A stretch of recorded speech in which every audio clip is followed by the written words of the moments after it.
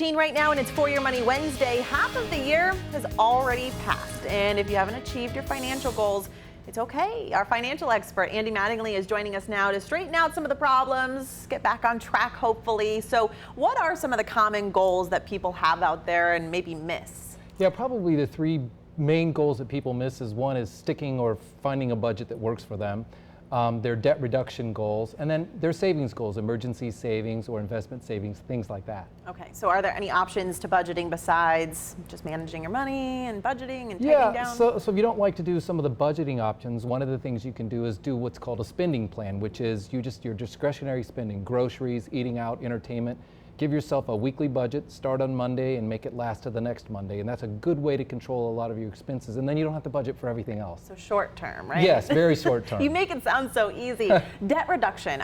This is a big problem for a lot of people. How do you do that? I'm sure there's people struggling out there. Well, the first thing is, especially if it's credit card debt, physically lock the credit cards away so you can't charge anymore. That's the first step, is to stop adding to the debt. And then the second thing is, if you have multiple credit card debts, find the one either with the smallest balance or maybe it's the largest payment, pay the minimum and all the rest, and like really accelerate the payments and kind of snowball that and get them paid off so that you can free up as much cash as you can. I imagine that sentiment is similar for student loan debt too. Yes, student loan can be really oppressive if you're not careful, especially if you're just out of school and you didn't get that high paying job that you thought you were going to get. So make sure you figure out what kind of student loan debt you have. If you have federal student loans, there's a lot of options you can do to kind of get some relief. If it's private, it's maybe a lower rate, but you really need to look into all of those options. And then it kind of comes back to the budget, where you probably need to take some money out of your transportation and housing costs and put more to that student loan debt. Got it. Where can we find free money?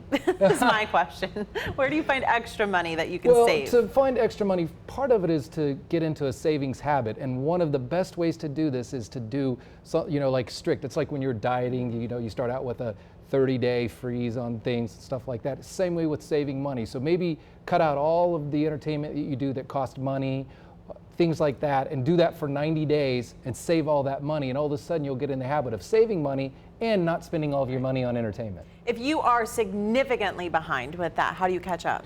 First thing to do is reset your goals, because you don't want a goal out there that you can't attain, because then you stop trying to attain it. So reset the goals, maybe even do 90-day goals, small little chunks, and then work your way back up. Okay, I'll do that. Thank you. Appreciate it. Thank you.